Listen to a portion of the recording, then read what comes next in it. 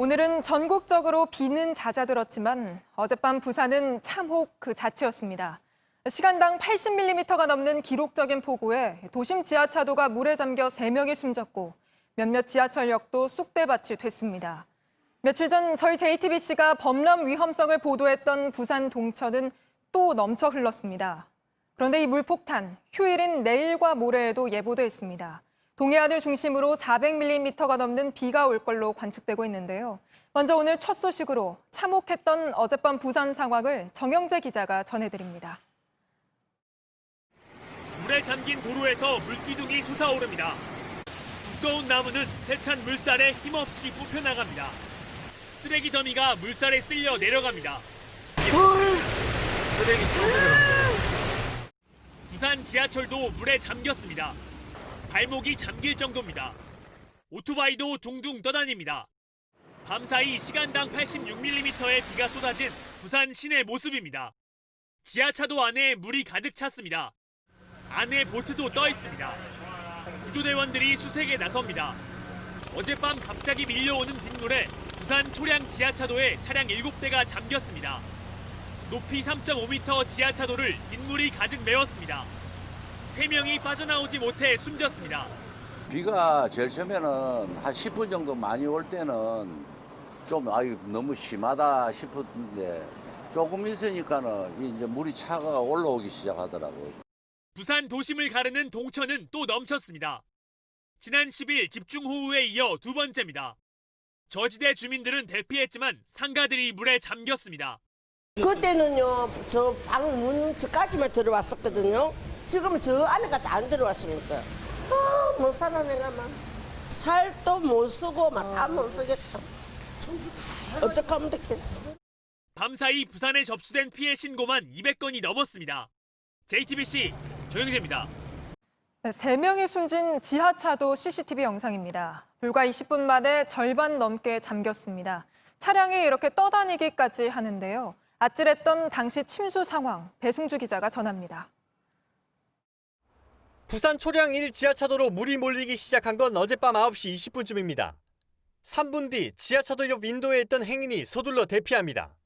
10분 뒤에는 차량이 진입할 수 없을 정도로 물이 불어나더니 20분 만에 지하차도 절반 이상이 잠깁니다. 지하차도로 들어갔던 SUV 차량은 불어난 물살에 휩쓸려 둥둥 떠다닙니다. 운전자는 차 안에 갇혀 옴짝달싹 못합니다. 지하차도에서 가까운 동천도 사정은 비슷합니다. 물이 도로로 넘쳐 얼음무름만큼 차오르는데 10분이 걸리지 않습니다. 각종 공사 자재와 쓰레기, LP 가스통도 하류를 따라 떠내려갑니다. 방제에 나섰던 주민들은 다급히 높은 곳으로 모여듭니다. 불어난 물에 미처 빠져나오지 못한 주민이 위태롭게 서 있습니다. 지금 보시면 사람 허리 높이까지 빠졌습니다. 근처 건물도 사정은 비슷합니다. 입구를 뚫고 침투한 물이 순식간에 들이닥칩니다. 불어난 물이 도심 곳곳을 덮치는 데는 1시간이 채 걸리지 않았습니다. JTBC 배승주입니다. 이렇게 빠르게 물이 불다 보니 배수 펌프도 별 소용이 없었습니다. 특히 지하도는 제일 깊숙한 곳이 입구보다 높이가 2m나 낮았는데요. 이런 곳들은 폭우가 쏟아지면 미리 차가 못 들어오도록 막았어야 했지만 들어오지 말라는 경고는 없었습니다. 문제는 이게 처음이 아니라는 겁니다. 6년 전에도 부산에서는 비슷한 사고로 2명이 숨졌습니다. 고승혁 기자입니다. 갑작스레 물이 쏟아져 지하차도에서 3명이나 숨졌지만 배수펌프는 제 역할을 못했습니다. 사고가 난 초량 제1지하차도는 폭이 좁아 적은 물에도 잠기기가 쉽습니다. 높이가 3.5m라고 쓰여 있는데요. 구조대가 도착했을 땐 물이 이미 2.5m 가까이 차 있었습니다. 길이 175m짜리 지하차도가 저수지로 변한 겁니다. 지하차도는 저지대인데다가 바닥이 입구보다 2m 낮았습니다. 물이 빠르게 고일 수밖에 없었습니다. 사고 당시 분당 20톤씩 물을 빼는 펌프가 최대치로 가동됐지만 소용없었습니다. 펌프만 갖고 안 돼요. 펌프 외에 치수 방제 시설에 대한 항상 전문가들이 제안을 해오지만 미리 알았으면 자동차를 들여보내지 않았겠죠. 경보판이라도 세워놨겠죠. 하지만 지하차도는 침수됐는데도 통제되지 않았습니다. 재난 메시지는 침수가 되고 1시간이 지나 뿌려졌습니다. 지난 문자는 한 10시 한 50분 정도 좀 약간 늦게 나간 부분이 있는 것 같습니다. 문구는 아마 이번에는 아마 안 됐을. 6년 전 우장춘로에 이어 또다시 침수 사망 사고가 나자 경찰은 대응을 잘못한 게 아닌지 수사에 나섰습니다. JTBC 고승혁입니다.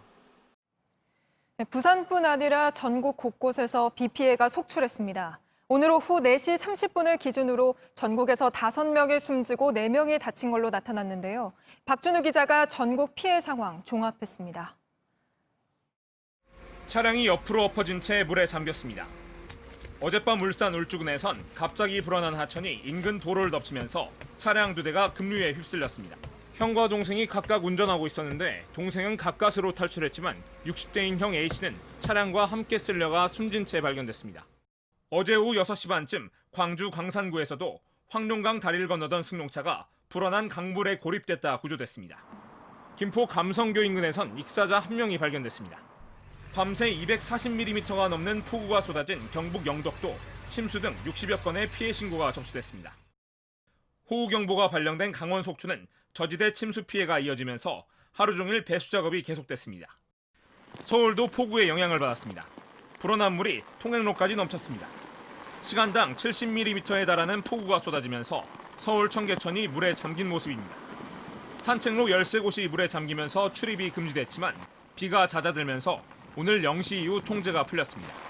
비슷한 시각 중랑천도 수위가 급격히 높아지면서 동부 간선도로 일부 구간 교통이 통제되기도 했습니다. JTBC 박준우입니다.